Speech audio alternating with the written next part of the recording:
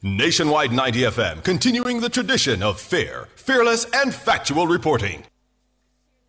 Protecting your personal data is a priority for the Jamaica Customs Agency. We urge you to use the agency's official platforms to conduct your business. The time by the Jamaica Customs Agency is... It's news time, 12 o'clock. The News at Noon teasers are brought to you by AnyBet, your best bet. It's credible and factual. The World at Noon on Nationwide 90 FM. A very good afternoon to you. I'm Ricardo Brooks. Coming up in the World at Noon for today, Tuesday, December 30, 2025. Zachary Harding denies he acted illegally following charges in multi-billion-dollar SSL fraud probe. 310 Jamaicans have been killed by the police since the start of the year. 5 persons of interest listed in the Kingston East Police Division. In international news, Ukraine denies drone attack on Putin's residence. In sports, popular local sportscaster Donald Oliver is dead. The details after the break.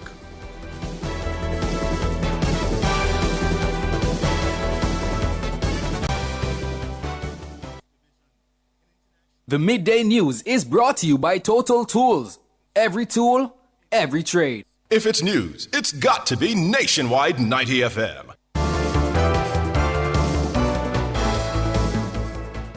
And now to the details. Former Chief Executive Officer at Stocks and Securities Limited, SSL, Zachary Harding, is rejecting claims of illegality at the now collapsed investment firm. Harding broke his silence on the matter in a statement through his attorney Jacqueline Samuels Brown. The statement follows his arrest on Saturday during a multi-agency operation across St. Andrew and St. James. SSL's founder Hugh Croskery and his daughter Sarah Mieni were also taken into custody. Robin Williams reports. The 3 senior SSL executives were charged with breaches of the Bank of Jamaica Act, Securities Act, and Banking Services Act. The trio are expected to appear in court in January. The news has led to widespread criticisms of the former senior executives as investigations into the multi-billion-dollar fraud continue. But Harding is seeking to dismiss reports that he was arrested in a pre-dawn raid on Saturday. According to Harding, he willingly attended the offices of the Financial Investigations Division, accompanied by his attorney. Harding says Saturday's events marked the first time in 3 years he's been interviewed by any investigative body. The former CEO says based on the questioning and information provided by investigators, there was no allegation that he was involved with any misappropriation of funds or theft of money from Usain Bolt's account or that of any other SSL client. Harding says he prioritized legal and regulatory compliance during his tenure, confirmed by official records from the Financial Services Commission and the Bank of Jamaica. He says open communication was maintained with regulators and that he acted under the guidance of reputable legal counsel and independent external auditors. Harding notes that he also engaged the FSC and worked under their oversight to address long-standing issues that existed before his involvement with SSL. Robian Williams for Nationwide News. Thanks, Robian. Now, a man wanted for murder in the St. Andrew Police Division was killed in an armed confrontation with the police on Monday. He's been identified as DeAndre Williams, otherwise called Yankee Yanks or Street Life. Williams was previously featured on the JCF's Wanted Wednesdays campaign. He was listed as wanted for wounding with intent.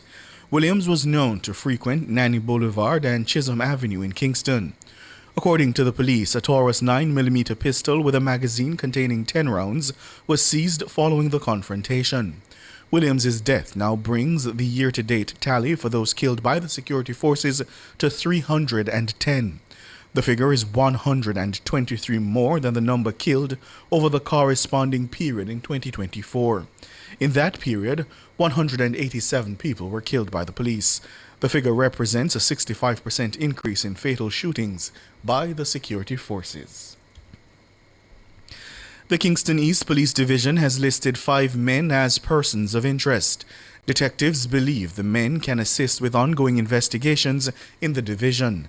The men listed are O'Shane Reed of a Greater Portmore address, Siobhan Hickson, otherwise called Ken Booth, of a Franklin Town address, and Jordan Henry, otherwise called Jack, of a Bowerbank address. Rounding out the list are Derek Shaw, otherwise called Fighter, and Levon McKnight, otherwise called Jabuki, both of a Rockfort address.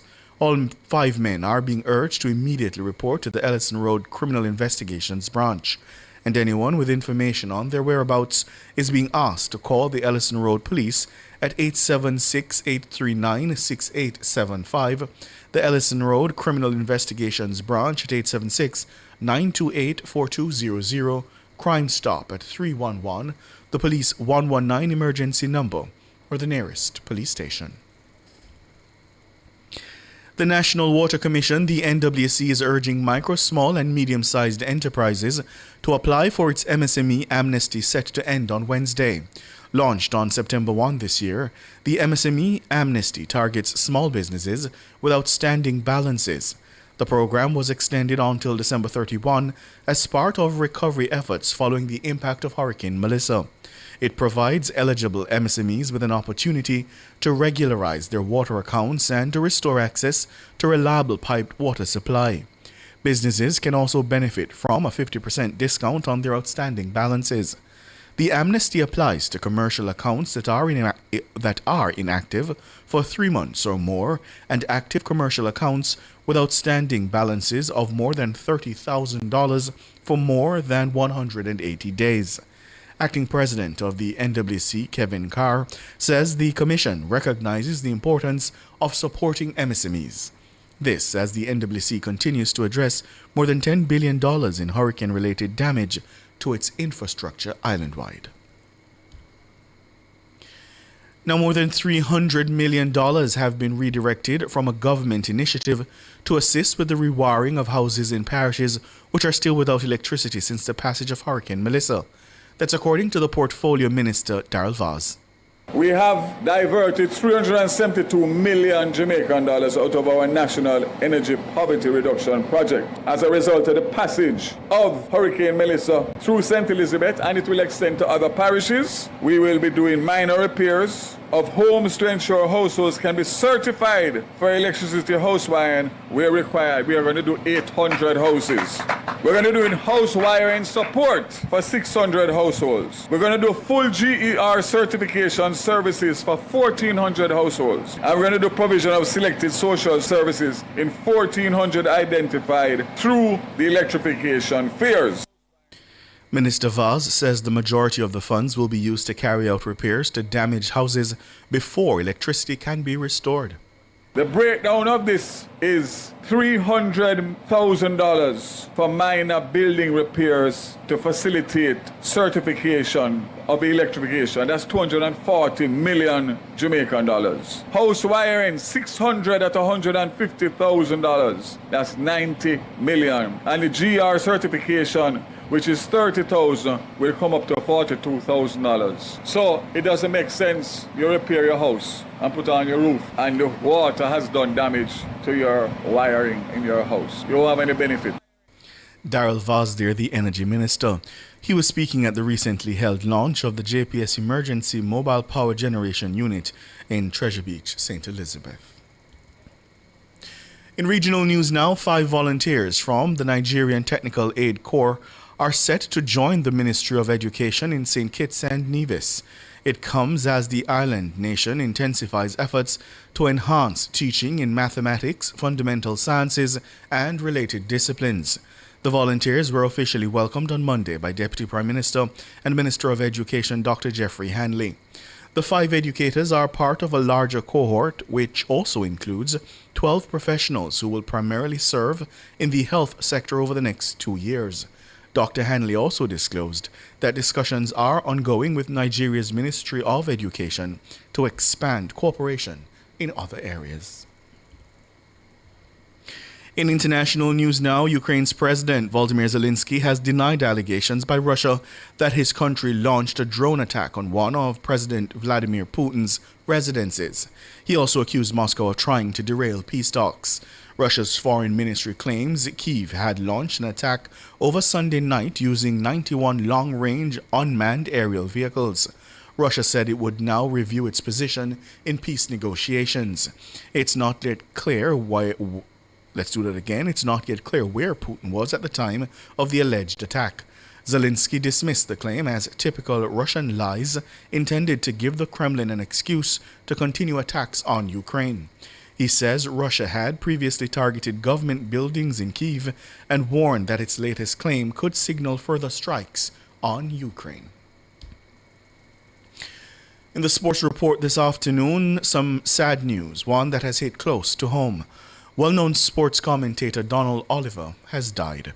Oliver was pronounced dead at hospital on Tuesday morning. Nationwide News and Sports is yet to confirm the cause of death. Oliver worked at Television Jamaica, CVM, and Sportsmax, and at the time of his passing was employed to the Jamaica Observer. Oliver was a regular voice as a matchday commentator in high school and Premier League football in Jamaica. Here's a call in one of his many memorable calls on a game in the local schoolboy football competition.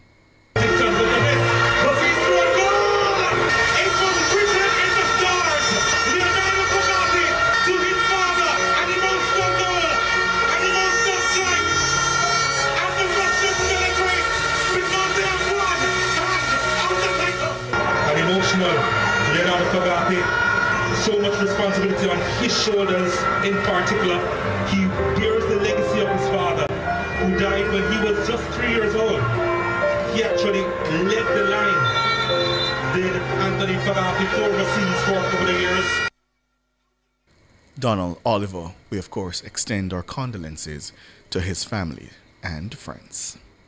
Now, Racing United will close out the year at the summit of the Jamaica Premier League. This was confirmed after they played out an entertaining 1-1 draw against the Junglists Arnett Gardens on Monday night at the Anthony Spalding Sports Complex. Anthony Patrick, head coach of the team, explained that he's hopeful that this good run of form will carry over into the new year. Yeah, definitely. We're on the last one game, so we just want to keep it this way. When we can get the 3 points, we can try and get a point. It's very, very important to do that. And then we continue to be up in this top 6. That's where we want it to be. But, we just have to recuperate and think for the next game coming up. Yeah, when I look at it so far, we are leading, so something must be going on right. But I'm just unfortunate, we get some easy one-on-one with goalkeeper and we miss. So definitely, so it was work in progress. Philip Williams, head coach of Arnett Gardens, stated that based on his team's current position in the table, he would have preferred all 3 points. Arnett Gardens are currently perched at 11th in the standings. The position that we are in, we wanted all 3, but a point from a game like this, as you said, was end-to-end. A lot of chances at both end to come away with a point is something that we are very grateful for. We're taking it one game at a time. We have set some objective for the second round. As you said, we got a point here. The first round, we didn't get any from the first game. So it's a positive, and we have set some objective that we are working together to achieve. And the performance today was very high tempo. We do a lot of quality. As I said, we create a lot of chances, so we just definitely need to put away our chances and build from this. Philip Williams, head coach of Arnett Gardens. In the days of the game, Tivoli defeated Champleton Maroons 2-0 at the Edward Siaga Complex to move up to joint 6 with Waterhouse and Malines United on 15 points. Radico Wellington gave Tivoli the lead after 33 minutes, with Justin Dunn netting the second 10 minutes into added time. To recap, the top stories making the world at noon today. Zachary Harding denies he acted illegally following charges in multi-billion-dollar SSL fraud probe.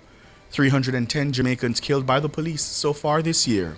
5 persons of interest have been listed in the Kingston East Police Division. My name is Ricardo Brooks, and you can find the news on our website at revanews.ai and on the Reva News app, available on the Google Play and the App Store.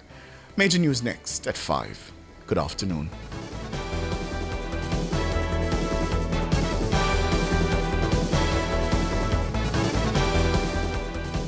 The Midday News was brought to you by Total Tools. Every tool, every trade. Success powered by learning. The Time brought to you by Sandals Corporate University. Come grow with us is... It's just about 14 minutes after midday. The following Christmas safety tip is brought to you by the Firearm Licensing Authority. If you plan to consume alcohol during the holiday celebrations, ensure your firearm is properly stored beforehand. Alcohol impairs your judgment, reaction time, and decision-making ability, which can lead to accidents or unintended harm if you are carrying a firearm. To avoid dangerous situations, always secure your weapon in a safe place before drinking. Remember, a part of responsible firearm ownership means knowing when to lock it away. The preceding Christmas safety tip was brought to you by the Firearm Licensing Authority. If me a sleep, a nationwide. If me a walk, a nationwide. If me a drive, a nationwide. Yeah, Nanisa call you! Nah, go over there. Why? Because she nah listen nationwide. A nationwide, me say.